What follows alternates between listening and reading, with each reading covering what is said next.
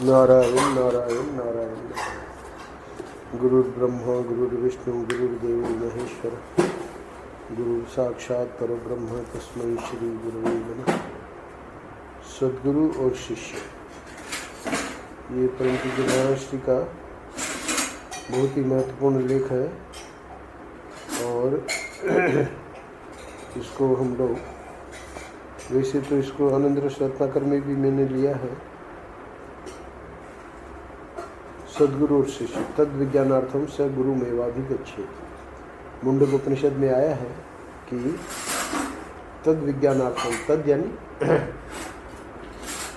उस परमात्मा का विज्ञान, एक ज्ञान होता है एक विज्ञान होता है। तो ज्ञान तो पढ़ा कर भी और भी लोगों से सुनकर भी, पर विज्ञान जो है वो तो सद्गुरु के बिना नहीं हो सकता, क्योंकि सद्गुरु जिनको अनुभव है वही उस अनुभव को दे सकते हैं। जो मोमबत्ती जल रही है उस मोमबत्ती से और दूसरी मोमबत्ती जला सकते हैं। तो तद विज्ञानार्थम, उसके विज्ञान के लिए, उसके अनुभव के लिए, परमात्मा के अनुभव के लिए स यानी शिष्य, उस व्यक्ति को, उस जिज्ञासु को, शिष्य को गुरु मेवाभिगच्छेत्, गुरु के पास ही, यहाँ गुरु से मतलब है श्रोत्रिय ब्रह्मनिष्ठ, इसका मतलब सद्गुरु। तो गुरु के पास, एव का मतलब है कि और कहीं न जावे, गुरु के पास ही जावे। तो एवकार बहुत इम्पोर्टेंट है। अगर परमात्मा का विज्ञान प्राप्त करना है तो वो वहीं से प्राप्त होगा, अन्यत्र नहीं होगा। तद विज्ञानार्थम स गुरु मेवाभिगच्छेत्, गुरुम एव अभिगच्छेत्। अभिगच्छेत् यानी अच्छी तरह से भली भांति सब कुछ त्याग करके साधन चतुष्टय संपन्न होकर, और जो भी उस विद्या के लिए आवश्यक है, विवेक वैराग्य षट संपत्ति मुमुक्षा और गुरु के प्रति पूर्ण समर्पण। तो एक ही वाक्य में ये आ गया, तद विज्ञानार्थम स गुरु मेवाभिगच्छेत्। अब यहाँ बहुत सारे प्रश्न आएंगे।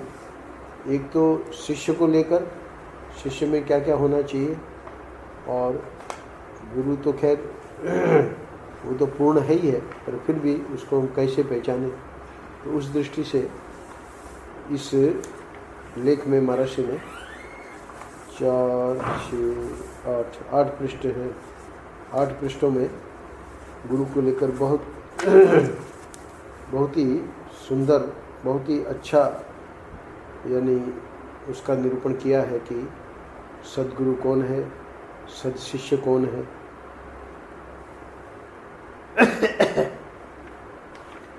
जन्म जन्म के सत्संस्कार जब अभिव्यक्त होकर इस अवस्था में आते हैं कि उन पर आकर्षण के रूप में भगवत कृपा का प्रभाव पड़ सके, तब मनुष्य के अंतःकरण में यह लालसा होती है कि मुझे अपने परम लक्ष्य परमात्मा को प्राप्त करने के लिए साधन करना चाहिए।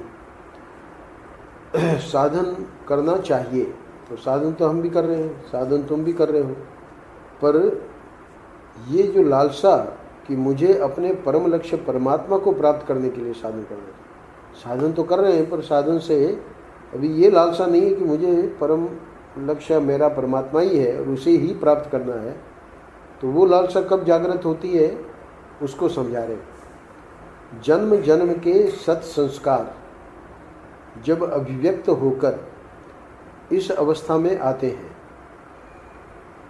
जन्म जन्म के सत्संस्कार का अर्थ है कि कई जन्मों से व्यक्ति जो है अपने पूजा पाठ, धार्मिक जो भी क्रियाकर्म है वो कर रहा है। तो वो जो सत्संस्कार हैं, वो सत्संस्कार जब अभिव्यक्त होकर इस अवस्था में आते हैं, तो सत्संस्कारों का एक तो होता है कि अनाभिव्यक्त, यानी वो अभी परिपक्व नहीं हुए, अभी उनकी अभिव्यक्ति होने में देर है। पर जब इतना पकते पकते पकते पकते यानी अभिव्यक्ति अब परिपक्वता की ओर पहुंच गए, तो उस वक्त क्या होता है कि उन पर आकर्षण के रूप में भगवत कृपा का प्रभाव पड़ सके। भगवत कृपा जो है वो तो जैसे सूर्य का प्रकाश है वैसे सर्वत्र फैली हुई है, पर अब क्या है कि जब ये अनभिव्यक्त थे जन्म जन्म के सत्संस्कार, तब तक ये संभव नहीं था कि वो भगवत कृपा को आकर्षित करके और फिर इस रूप में कि लालसा जागृत हो, ये सब संभव नहीं था। अब चूंकि परिपक्व हुए तो परिपक्व होने के बाद वही भगवत कृपा जो सर्वत्र फैली हुई है, अब उनके यानी उस पर आकर्षण के रूप में, उन पर आकर्षण के रूप में यानी सत्संस्कारों पर आकर्षण के रूप में सत्संस्कार जब अभिव्यक्त हो जाते हैं तभी वो भगवत कृपा को आकर्षित कर सकते हैं। भगवत कृपा अनभिव्यक्त समझो एक व्यक्ति है, उसमें भी जन्म जन्म के सत्संस्कार तो हैं पर अभी परिपक्व नहीं हुए हैं, तो वो जो सत्संस्कार हैं अनभिव्यक्त दशा में भगवत कृपा को आकर्षित नहीं कर पाएगा। वो जो सत्संस्कार हैं वो अनभिव्यक्त दशा में चुके हैं, इसलिए वो भगवत कृपा को आकर्षित नहीं कर पाएंगे। वो संस्कार जो अभिव्यक्त दशा में संस्कार हो गए तो उनमें ये सामर्थ्य है कि वो भगवत कृपा को आकर्षित करेंगे। अच्छा ठीक है, कल्पना करें कि भाई हमारे जीवन में ऐसे जन्म जन्म के सत्संस्कार परिपक्व हो गए हैं और वो भगवत कृपा को आकर्षित कर रहे हैं, तो फिर उसके बाद क्या, तो भगवत कृपा का प्रभाव पड़ेगा। तब मनुष्य के अंतःकरण में यह लालसा होती है कि मुझे अपने परम लक्ष्य परमात्मा को प्राप्त करने के लिए साधन करना चाहिए।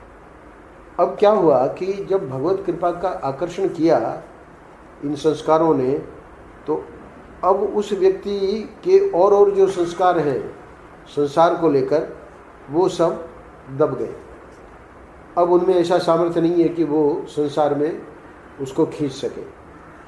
रहेगा तो वो भी संसार में ही, सभी विषय भोग सब रहेंगे, पर भगवत कृपा को चूंकि आकर्षित कर लिया है इन अभिव्यक्त संस्कारों ने, तो अब उसका प्रयास यही रहेगा कि हमको हमारे लक्ष्य की प्राप्ति यानी परमात्मा की प्राप्ति हो जाए। तो प्रथम वाक्य में ही महाराज श्री ने ये बात कह दी है कि ये हर किसी में नहीं होता है। तो अब अपने अपने जीवन को देखना चाहिए कि भाई कैसे हम क्या कर रहे थे पहले, कहाँ कहाँ विषयों में रुचि थी, फिर कैसे विषयों में रुचि नहीं रही, परमात्मा की ओर मन लगने लगा, बहुत सारे अनुभव परमात्मा की कृपा से हुए आदि आदि। तो इन सब से पता लगता है कि ये प्रथम वाक्य जो है हमारे जीवन में घटित हो रहा है कि नहीं। अगर हो रहा है तो फिर आगे बढ़ते हैं। क्या? सत्संग, सद्विचार और सत्शास्त्र के आधार पर इस लालसा को उज्जीवित एवं उद्दीप्त करना चाहिए। अब जब इतना हो गया कि लालसा जागृत हो गई, तो अब हमारा क्या कर्तव्य है? नंबर 1 सत्संग, दूसरा सद्विचार और तीसरा सत्शास्त्र। तो ये जो है ज्ञान जो बताया, तद विज्ञानार्थम स गुरुमेवा भी गच्छे, तो ठीक है, सद्गुरु के पास जब जाएंगे तो सत्संग होगा और सद्गुरु हमको जो विचार देंगे या बताएंगे कि भाई ये पढ़ो ये मत पढ़ो, तो वो जो पढ़ने का सत्शास्त्र से हमारा संबंध हो गया, और सत्शास्त्र से जब संबंध हो गया और सत्संग से जब संबंध हो गया, तो अब जो है पहले विचारों की धारा अनेक प्रकार की थी, कभी इधर कभी उधर कभी उधर, तो अब जो है वो इधर उधर का सब कट गया और विचारों की धारा सत्य की ओर, मतलब परमात्मा की ओर ही विशेष रूप से रहने लगी। तो सद्विचार को महत्व देना है, असद विचार ना आवे इसका हमें ध्यान रखना है। उसके लिए सत्संग करते रहना है। और सत्संग महात्मा प्राप्त जब नहीं हो तो फिर वो कल जैसे मैंने बताया कि उनकी वाणी जो है शास्त्र के रूप में अथवा आजकल के जो ये उपकरण हैं तो उसमें जो हम सुनते हैं तो उस वाणी के द्वारा सत शास्त्र उसमें वाणी भी ले लेना और ये ग्रंथ वगैरह भी ले लेना। तो वो जो सत्शास्त्र हैं उनका संग रहना पड़ेगा। स्वयं महात्मा जी मिल गए बहुत अच्छा, पर उसमें तो अगर व्यक्ति समझो सब कुछ छोड़ के उनकी सेवा में आ गया तो दूसरी बात है, नहीं तो हमेशा के लिए वो सत्संग नहीं रहता। तो जितना सत्संग प्राप्त हुआ फिर उनकी वाणी अथवा उनके द्वारा जो लिखित शास्त्र हैं तो उन शास्त्रों का संग भी सत्संग ही है। और उससे होगा क्या, बोले सद्विचार। तो सद्विचार के लिए ये सत्संग और ये जो सत्शास्त्र है, गुरु गोविंद और ग्रंथ। तो गुरु सत्संग में आ ही गया और ग्रंथ सत्शास्त्र में आ गया। अब बचे गोविंद। तो गोविंद यानी हमारा लक्ष्य क्या बना कि हमको परमात्मा की प्राप्ति चाहिए। तो गोविंद हमारा लक्ष्य है। तो उसके लिए फिर ये सद्विचार जरूरी है, क्योंकि असद विचार जो है वो हमको गोविंद से दूर कर देंगे, यहाँ तक कि ग्रंथ से भी दूर कर देंगे और गुरु से भी दूर कर देंगे। इसलिए ये जो सद्विचार है वो बहुत ही आवश्यक है। तो गुरु क्या करेगा कि गुरु द्वारा प्रदत्त समझो 1/4 काम बन गया, फिर उसके ऊपर जब हम विचार करेंगे वही सद्विचार वो 1/4 काम बना देगा। और कुछ संशय वगैरह हैं तो हमारे बराबर के जो लोग हैं उनसे या हमसे जो आगे बढ़े हुए हैं उनसे जो विचार विमर्श करेंगे उससे 1/4 हो जाएगा। और बाकी हमारे और संशय जो हैं वो शास्त्र के द्वारा हटा दिए जाएंगे। तो 1/4 1/4 1/4 1/4 ऐसे करके पूर्ण ज्ञान करने का यही तरीका है जो महाराज श्री दूसरे वाक्य में बता रहे हैं कि अब जब ये लालसा जागृत हो गई तो सत्संग सद्विचार और सत्शास्त्र के द्वारा उससे उद्दीप्त और उज्जीवित करना चाहिए। उद्दीप्त यानी उसकी जो तीव्रता है वो कम न हो। उद्दीप्त यानी वो बुझ न जाए, उद्दीप्त यानी वो जलता रहे। तो वो जो अब एक और इधर की यात्रा शुरू हो गई है तो फिर वो मरी मरी जो लो है उससे काम नहीं चलेगा। वो उद्दीप्त रहे, हमेशा उधर ही काम भी कर रहे हो, जावा कंपनी में काम कर रहे हो तो उसमें भी अपना काम करो और अपना इधर महाराष्ट्र का सत्संग कुछ न कुछ सुनना, कुछ न कुछ ये सब उसको उद्दीप्त बनाए रखना है। और दूसरा उज्जीवित। उज्जीवित और उद्दीप्त 2 शब्द क्यों प्रयोग किए महर्षि ने, क्योंकि उद्दीप्त वस्तु भी कभी आवश्यक नहीं है कि वो उसको उज्जीवित कर सके। उज्जीवित का अर्थ है कि उसमें एक प्रेम होना चाहिए, उसमें एक उत्साह होना चाहिए, उसमें एक लगन होनी चाहिए। तब तो कहेंगे हाँ भाई ये व्यक्ति जो है इसकी साधना बढ़िया चल रही है। उद्दीप्त तो है पर अगर वो लगन और उत्साह और प्रेम और इस प्रकार का वो बालक नहीं बन रहा है तो वो उद्दीप्त जो है वो ज़्यादा सफल नहीं होगा। पर ये उज्जीवित उसको करने की जो विधा है वो दोनों एक दूसरे को परस्पर उद्दीप्त और उज्जीवित ये यात्रा को आगे बढ़ाएंगे। तो उसके लिए ये सब सत्संग और सद्विचार और शास्त्र के आधार पर इस लालसा को इस प्रकार से आगे बढ़ाना है। अगले वाक्य में महर्षि कह रहे हैं, कहीं प्राचीन असत कर्मों की संस्कार धारा आकर इसको दबा न दे, इसलिए अपनी संपूर्ण शक्ति लगा देनी चाहिए। असत कर्मों की संस्कार धारा अब कैसे दबाएगी? क्या है कि अगर हमने किसी कारण से संपूर्ण शक्ति नहीं लगाई तो उसकी बनी आएगी। तो इसलिए संपूर्ण शक्ति हमको इधर ही लगानी है।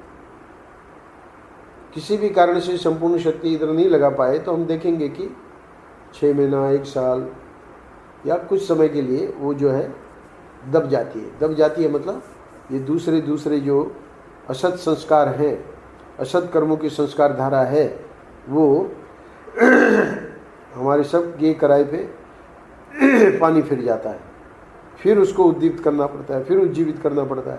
तो इसलिए तीसरे वाक्य में महर्षि सावधान कर रहे हैं कि ये इसका ख्याल रखना है।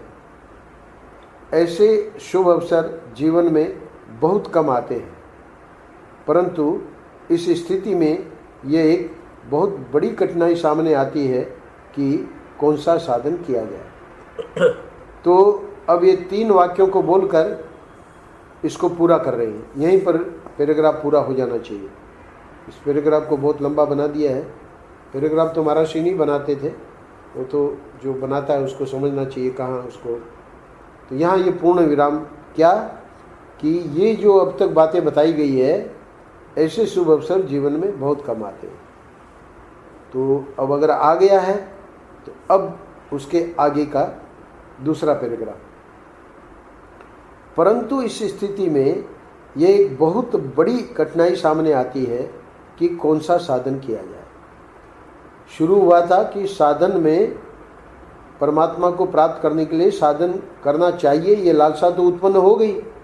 पर लालसा उत्पन्न हो गई, उद्दीप्त और उज्जीवित भी हम रख रहे हैं सत्शास्त्र, सत्संग और सद्विचार के द्वारा, और ये भी ध्यान रख रहे हैं कि सत्कर्मों की संस्कार धारा इसको दबा न दे। और ये भी हमको समझ में आ गया कि ऐसे अवसर जीवन में बहुत कम आते हैं, शुभ अवसर। यानी जब आ ही गया है तो उसको एनकैश कर लो। पर एनकैश करें कैसे? सबसे पहली ये कठिनाई आ गई। इस स्थिति में एक बहुत बड़ी कठिनाई नहीं, बहुत बड़ी कठिनाई कि कौन सा साधन किया जाए। अब यहाँ पर बात समझ में आ जाएगी कि ये लेख जो है सद्गुरु और शिष्य, इसका नाम क्यों रखा। क्योंकि जब ये बहुत बड़ी कठिनाई ये आई कि साधन कौन सा किया जाए, तो अगला वाक्य है कि साधारण साधक को अपने पूर्व जन्म की प्रवृत्तियों और वर्तमान अधिकार का तो पता होता नहीं। इतनी मंजी हुई बुद्धि भी नहीं होती कि वह अधिकार के अनुसार साधना का चुनाव कर सके। इसी समय बहुत से साधक किसी भी साधन की प्रशंसा सुनकर उन्हें करने लग जाते हैं, परंतु अपनी ही बुद्धि से निश्चित होने के कारण उस पर उनका दृढ़ विश्वास नहीं हो पाता। वे जब कभी कहीं दूसरे साधन की प्रशंसा सुनते हैं तब उनका मन विचलित हो जाता है और वे अपने वर्तमान साधन को त्रुटि से युक्त समझकर दूसरा शुरू कर देते हैं। तो महर्षि ने ये बड़ी कठिनाई जो है उसका यहाँ विश्लेषण कर दिया कि वो कठिनाई क्या है कि वो अभी गुरु के मार्गदर्शन में नहीं चल रहा है। तो गुरु के मार्गदर्शन में नहीं चल रहा है तो सुना के या पढ़ा के कोई कर दिया, शुरू करने के बाद फिर पता लगा कि ये क्या साधना कर रहे हो, इससे बढ़िया तो ये साधना है, तो फिर उसको छोड़ के उसमें लग गया। तो ये जो है वो संशय, दृढ़ विश्वास नहीं हो पाता, मतलब संशय बना रहता है कि हम जो कर रहे हैं वो सही है कि नहीं। तो इसलिए महर्षि कह रहे हैं कि अपने वर्तमान साधन को त्रुटि से युक्त समझकर वो दूसरा एक के बाद दूसरा ऐसे परिवर्तन करता जाता है। तो यह एक प्रकार के साधन का व्यभिचार है, यह एक प्रकार से साधन का व्यभिचार है। परंतु जिसका विवाह ही नहीं हुआ उसके सतीत्व का क्या प्रश्न। तो यहाँ एक भूमिका बना दी महर्षि ने कि ये क्यों हो रहा है ऐसा, क्योंकि उसने अभी सद्गुरु बनाया ही नहीं, तो नहीं बनाया तो फिर सतीत्व कैसे आएगा? पहले तो विवाह हो जाए तब तो ये प्रसंग है कि भाई अब वो अपने गुरु को छोड़कर, गुरु के मार्ग निर्देशन को छोड़कर और कहीं नहीं जा रहा है। पर जब शादी ही नहीं की तो फिर सतीत्व वाली बात कहाँ है? वो तो अपने मन से ही या देख देख के या सुन सुन के या पढ़ पढ़ा के तो कह रहे हैं कि यह निश्चित है कि 10 वर्ष जप करने पर भी उस मंत्र के विषय में यदि कभी आपके मन में संशय का उदय हुआ तो समझना चाहिए कि अभी आप वहीं हैं जहाँ 10 वर्ष पहले थे, क्योंकि आपने अनधिकार उस मार्ग पर चलना प्रारंभ किया है जिसमें न तो आपको कुछ सूझता है और न आप सही सही अनुमान ही कर सकते हैं। आज कृष्ण का ध्यान, कल शिव का ध्यान, आज द्वादशाक्षर तो कल पंचाक्षर, आज कैलाश की और तो कल कन्याकुमारी की ओर, यह कोई साधना नहीं है। इस प्रकार कहीं भी नहीं पहुंच सकेंगे। साधना के लिए ऐसे विश्वास की आवश्यकता है। अब ये महर्षि बताएंगे कि साधना के लिए किस प्रकार के विश्वास की आवश्यकता है। अब तक तो इतना ही विश्लेषण किया कि वो व्यक्ति जो है वो बहुत डामाडोल हो रहा है और इसलिए इसको साधना नहीं कहेंगे। तो साधना में जो विश्वास है उसका क्या स्वरूप होना चाहिए वो अगले वाक्य में बता रहे हैं। क्या है वाक्य? बहुत महत्वपूर्ण है। साधना के लिए ऐसे विश्वास की आवश्यकता है जो आकाश से भी विशाल हो, समुद्र से भी गंभीर हो, सुमेरु से भी भारी हो और वज्र से भी कठोर हो। फिर प्रश्न यही है कि साधना पर ऐसा विश्वास प्राप्त कैसे हो? ठीक है, इस बात से महर्षि ने ये तो बता दिया कि विश्वास जो है वो बहुत ही ज़बरदस्त होना चाहिए, पर अब प्रश्न ये है कि वो विश्वास इस प्रकार साधना पर आवे कैसे। उसके लिए फिर अगले पैराग्राफ में, तो प्रथम पैराग्राफ में जिसमें कि 2 होने चाहिए, पहले तो ये बता दिया कि ऐसे शुभ अवसर जीवन में बहुत कम आते हैं जब हमारी अंदर की लालसा इधर की ओर बढ़ने की होती है। अब वो लालसा को बताकर फिर ये कठिनाई बता दी। अब कठिनाई बताकर ये प्रश्न उठाया अंत में कि वो विश्वास कहाँ से आवे। अगर इतने ज़बरदस्त विश्वास की आवश्यकता है जो कि आकाश से भी विशाल, समुद्र से भी गंभीर, सुमेरु से भी भारी और वज्र से भी कठोर, तो इस उसकी व्याख्या मैंने की है उसमें आनंद रस रत्नाकर में, वो सुन लेना तो वो ऐसा विश्वास जो है वो बहुत दुर्लभ है। तो अब महर्षि यहाँ पर इस लेख का जो शीर्षक है उसमें जो प्रथम भाग है सद्गुरु और दूसरा है शिष्य। तो सद्गुरु के बारे में भी बताएंगे और शिष्य को कैसा होना चाहिए वो भी बताएंगे। ऐसा विश्वास प्राप्त होता है तब जब साधना का उदय हृदय के अंतराल से हुआ हो। पहली बात, उस साधना का एक एक अंश हृदय का स्पर्श करने वाला हो। दूसरी बात, ऐसा तभी हो सकता है जब हृदय के आंतरिक रहस्य को जानने वाले और इस साधना के द्वार लक्ष्य तक पहुंचे हुए, साधना के द्वारा होना चाहिए, साधना के द्वारा, इसको द्वारा करना,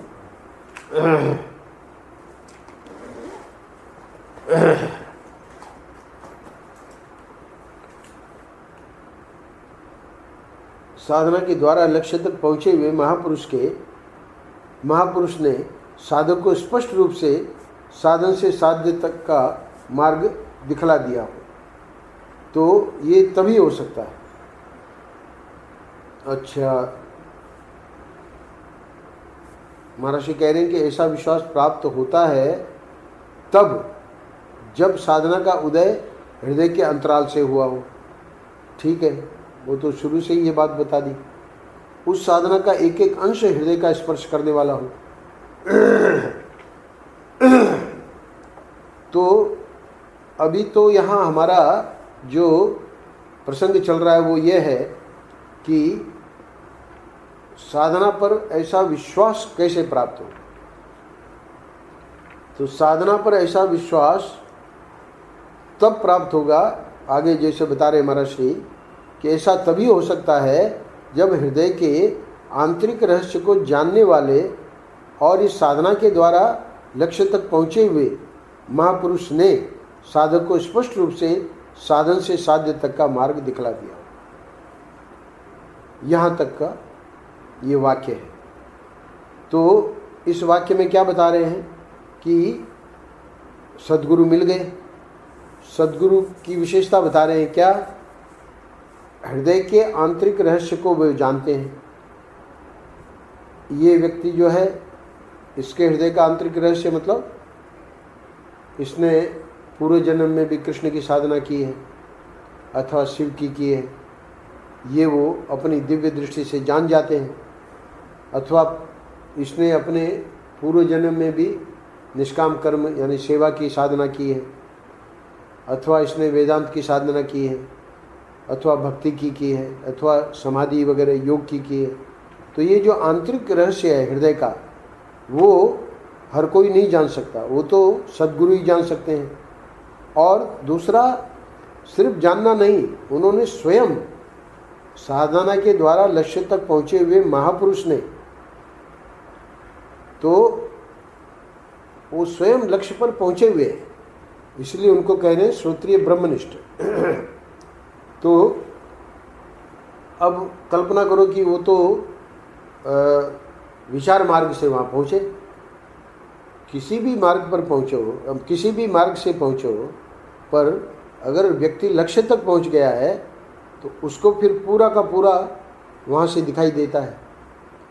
एक पहाड़ है और पहाड़ में एक व्यक्ति इधर सेवा के करके ऊपर पहुँचा है, एक व्यक्ति जो है उस पहाड़ की चोटी पर भक्ति मार्ग से पहुँचा है, एक इधर समाधि के द्वारा पहुँचा है, और चौथा जो है वो विचार के द्वारा, वेदांत विचार के द्वारा पहुँचा है।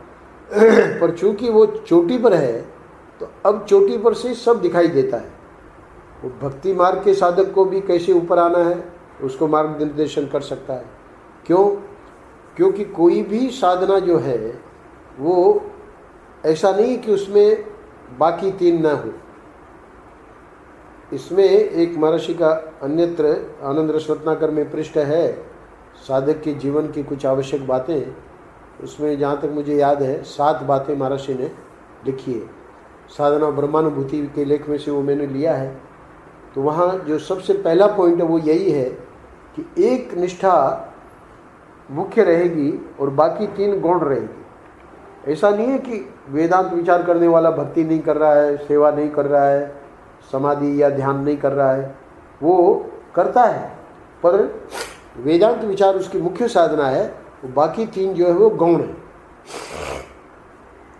अब जब वो अपनी साधना के द्वारा अपने लक्ष्य पर पहुंचता है तो उसमें उसको भक्ति के भी सब रहस्य अपने आप प्रकट हो जाते हैं, इसलिए उसको सद्गुरु कहा।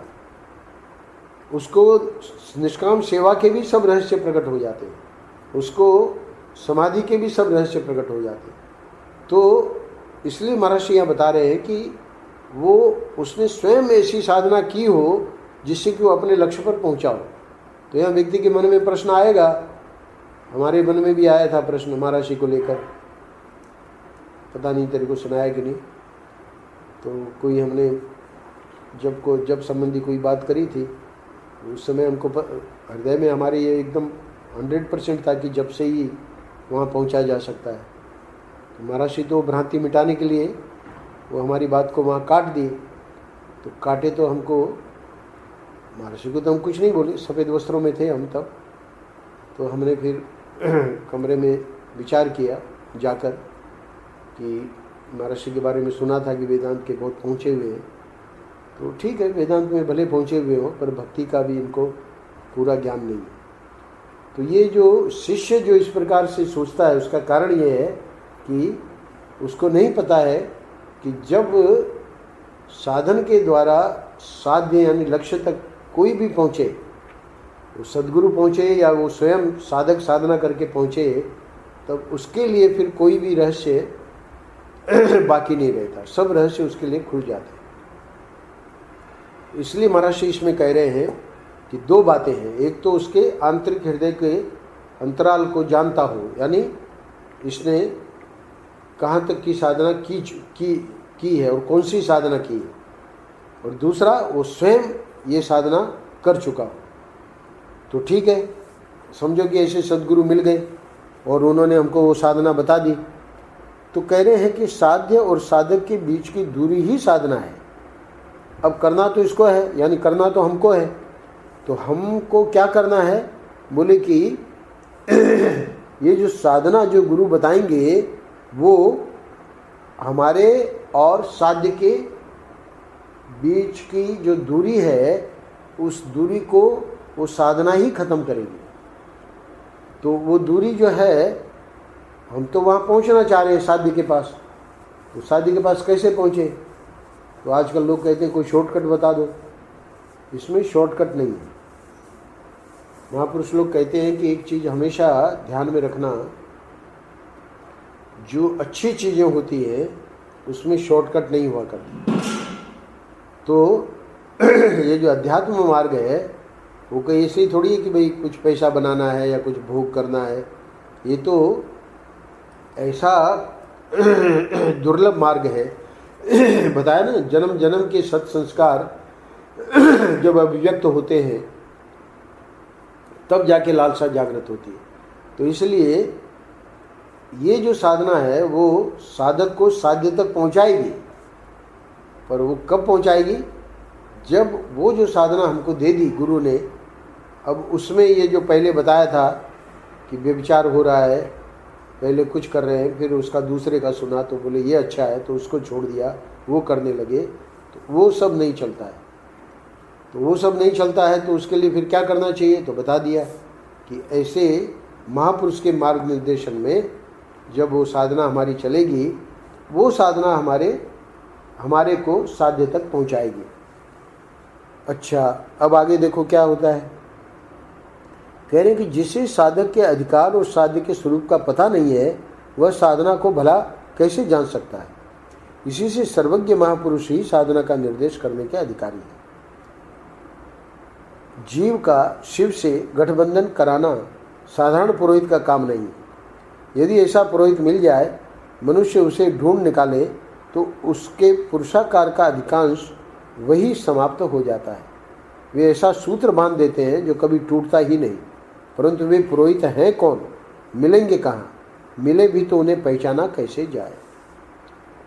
अब महर्षि ने इस पैराग्राफ में ये भूमिका बना दी कि सद्गुरु को कैसे पहचाने। मूल शीर्षक है सद्गुरु और शिष्य। अभी शिष्य के बारे में तो अंत में बताएंगे, अभी सद्गुरु के बारे में बताने जा रहे हैं। तो दूसरे पैराग्राफ के अंत में अगर हम आगे का जो प्रसंग है उसको शीर्षक देना चाहें तो उसका शीर्षक ये दे सकते हैं कि सद्गुरु को कैसे पहचाने। ये सॉरी, पुरुषाकार का मतलब क्या होता है? वो आ रहा हूँ मैं, अभी वो उसमें मैंने पूरी व्याख्या नहीं की है। तो अब यहाँ पर महर्षि ने जो मैंने अंतिम पंक्तियाँ पढ़ी दूसरे पैराग्राफ की अथवा तीसरे पैराग्राफ की, क्योंकि प्रथम पैराग्राफ हमने दो भाग कर दिए, तो ये तीसरे पैराग्राफ में जो महर्षि कह रहे हैं कि इसी से सर्वज्ञ महापुरुष ही साधना का निर्देश करने का अधिकारी है। तो यहाँ जो सर्वज्ञ महापुरुष शब्द प्रयोग किया है महर्षि ने, वो बहुत सोच समझ कर किया है, क्योंकि सर्वज्ञ शब्द सिर्फ ईश्वर के लिए इसका प्रयोग होता है। ईश्वर ही सर्वज्ञ होता है, तो महापुरुष के लिए सर्वज्ञ शब्द क्यों प्रयोग किया? इसमें ये रहस्य है कि जो महापुरुष ईश्वर से एक हो जाते हैं, तो चूंकि ईश्वर तो सर्वज्ञ है ही है, तो इसलिए फिर उस महापुरुष को हम सर्वज्ञ कह सकते हैं, क्योंकि अब उसने अपना अस्तित्व अलग नहीं रखा। जब मैं था तब हरि नहीं, अब हरि है मैं ना है। जब तक मैं था, मेरा अहंकार था, तब तक हरि का अनुभव नहीं था। अब जब मैंने अपने को पूर्ण रूप से मिटा दिया, अब क्या स्थिति है, अब हरि है, मैं ना है। तो ये जो मैं का बिल्कुल मटिया मेट हो गया, इसी को कहते हैं ईश्वर से एकता। तो ईश्वर से एकता होने से वो जो सर्वज्ञ टाइटल ईश्वर के साथ लगता है, वो फिर महापुरुष के साथ। अब सर्वज्ञ का अर्थ होता है कि तीनों काल की जान लेना।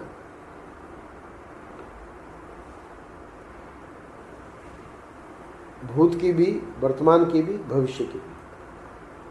तो ये जो जानना है, ये कोई सामान्य बात नहीं है, वो तो ईश्वर ही कर सकता है, ईश्वर के लिए ही ये संभव है। पर चूंकि ये महापुरुष अब उनमें अपना कोई व्यक्तित्व तो नहीं रहा, उन्होंने उसको मटिया मेट कर दिया, इसलिए वो सर्वज्ञ है। ऐसे महापुरुष, सर्वज्ञ महापुरुष ही साधना का निर्देश करने के अधिकारी हैं। आगे की पंक्तियों में महर्षि समझा रहे हैं कि जीव का शिव से गठबंधन कराना साधारण पुरोहित का काम नहीं है। यानी एक तो है जीव का जीव से गठबंधन कराना, वो तो करवाते ही हैं। उसमें तो तुम अपने परिवार में भी देख लो, है ना, भाई का भी हुआ है, बहन जी का भी हुआ है ना। तो ये गठबंधन तो सामान्य पुरोहित कराते हैं, पर यहाँ जीव से शिव का गठबंधन कराना, जीव का शिव से गठबंधन तो वो साधारण पुरोहित नहीं करा सकता। तब महर्षि अगले वाक्य में कह रहे हैं कि यदि ऐसा पुरोहित मिल जाए, मनुष्य उसे ढूंढ निकाले, तो उसके पुरुषाकारीन पुरुषार्थ, यानी हम लगे हुए हैं। और तुम्हारे लिए तो बहुत सामान्य हो गया, पिताजी महर्षि के शिष्य थे तो तुमको कुछ करना नहीं पड़ा, और फिर उन्हीं की परंपरा में उनके जो महर्षि के शिष्य ओंकारानंद जी, वो तुमको गुरु रूप में मिल गए। पर बाकी तो ये बहुत लंबी खोज चलती है, सब लोग इतने भाग्यशाली नहीं होते। तो चूँकि भाग्यशाली नहीं होते तो वहाँ गए, वहाँ समझा ये हो सकते हैं, फिर पता लगा नहीं, ये भी नहीं है, फिर गए। अभी हमारे बड़ौदा के हैं जीतू भाई और सुहास बहन, अब उनका शरीर नहीं रहा, 2 साल हो गए उनको गए। तो कितना कहाँ ढूंढे, चिन्मया मिशन में गए, इधर गए उधर गए, मिले भी बहुत लोग। पर फिर बाद में जब और थोड़ा करीबी से उनका जीवन देखा तो समझ में आया कि नहीं, ये तो नहीं हो सकते सद्गुरु। इस प्रकार अगर ढूंढ निकालें, देखिए उनकी भी क्या, उनका भी सौभाग्य कि वो महर्षि के कृपा पात्र, परम कृपा पात्र प्रत्येक बोधानंद जी, शायद तुम जानते भी होंगे, नित्यबोध था उनका नाम, नित्यबोध चैतन्य उनका नाम था। अब तो संन्यास ले लिया है दयानंद जी से। दयानंद जी उनके शिष्य, उनके गुरु भी, अब उनका शरीर पूरा हो गया, पर वो महर्षि को बहुत मानते रहे। तो महर्षि के पास आते थे, भले वो चिन्मय मिशन में थे, पर महर्षि से उनका विशेष प्रेम था और महर्षि भी उनको बहुत प्यार करते थे।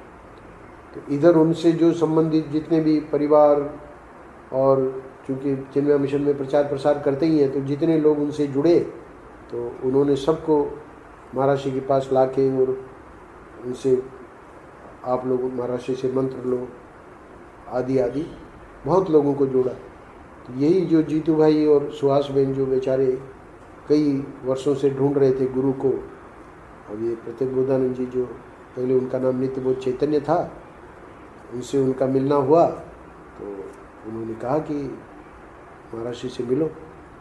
महर्षि जैसे ही मिले उस दंपति को, दोनों के हृदय में बस पक्का हो गया कि यही हमारे सद्गुरु हैं।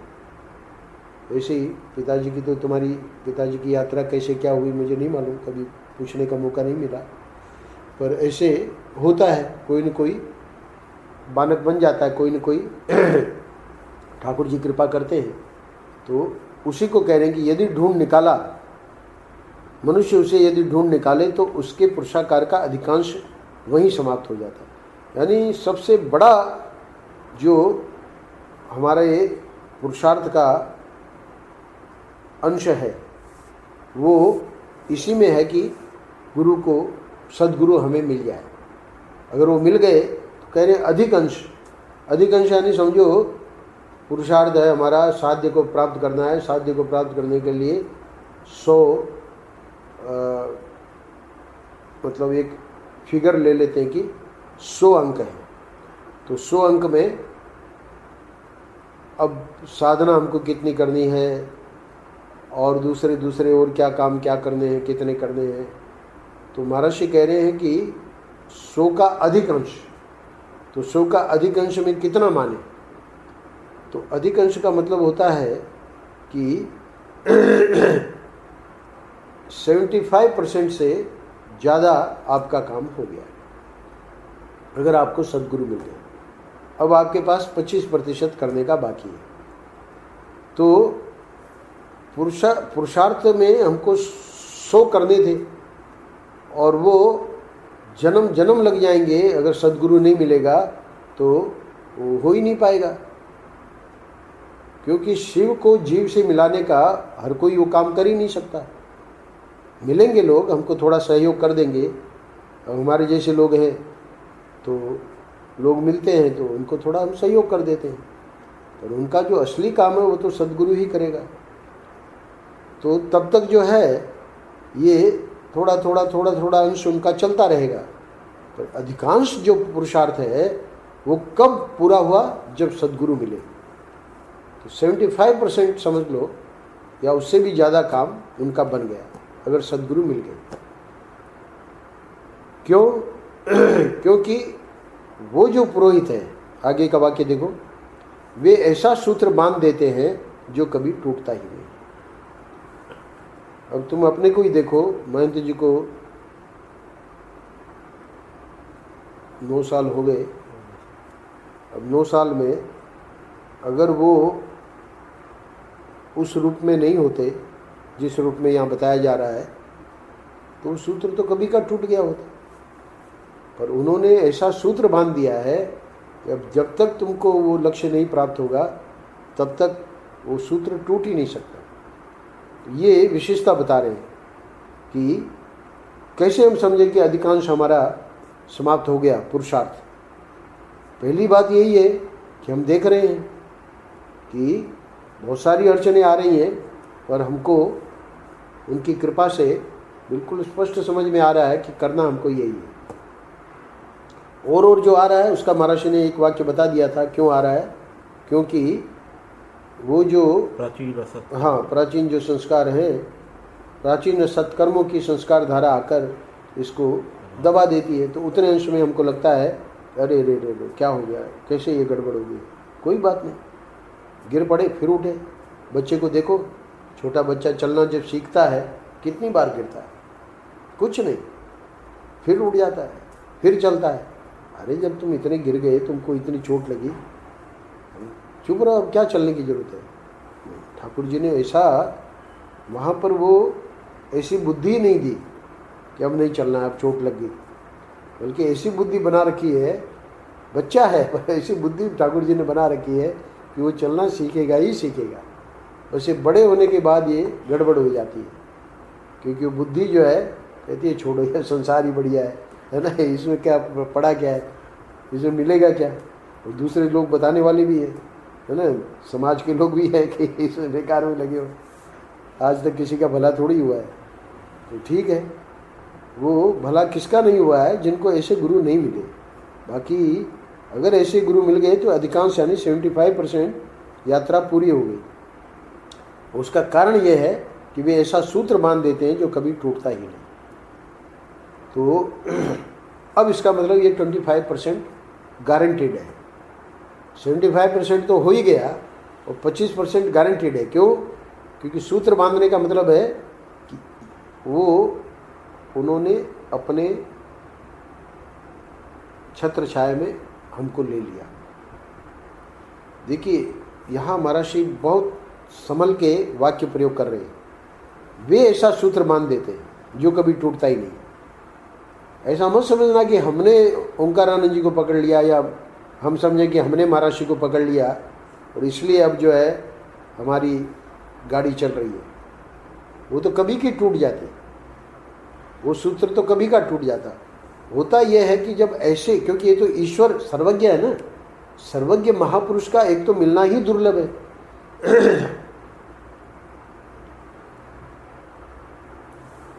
5 चीजें बहुत दुर्लभ बताई हैं, उसमें आखिरी 2 है ईश्वर की कृपा और सद्गुरु की कृपा।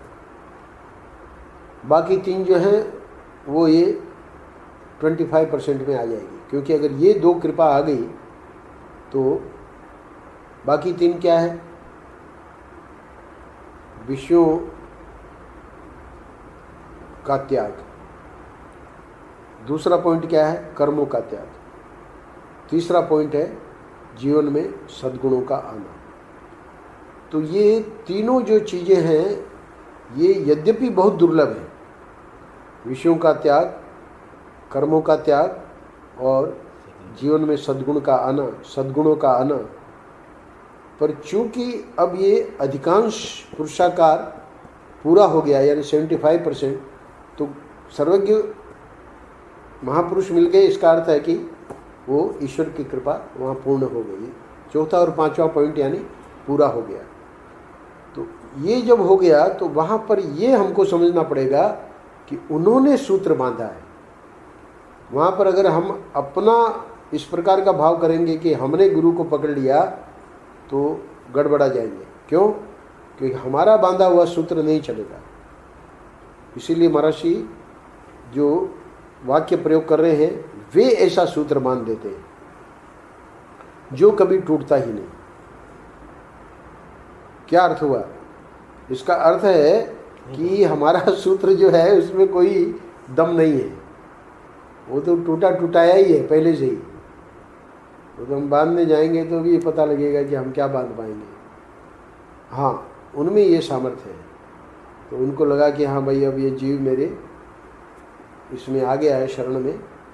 देखा तुमने सुनाया भी कैसे, मतलब तुम बेंगलोर से आते थे और कैसे क्या करुणा कृपा उनकी, कि वही जो हमारे में कमी है उसी को लेके बार बार क्रोध को लेकर ही, कोई मामूली बात नहीं है। वो ही सूत्र बांध सकते हैं।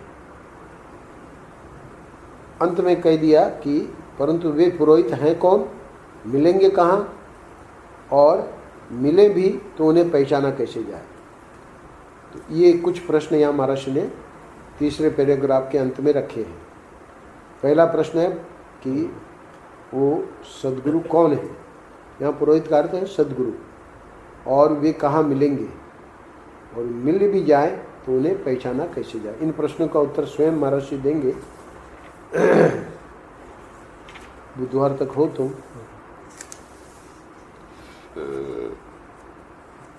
आज तो थोड़ा मुझे रुकना था, वहाँ काम था।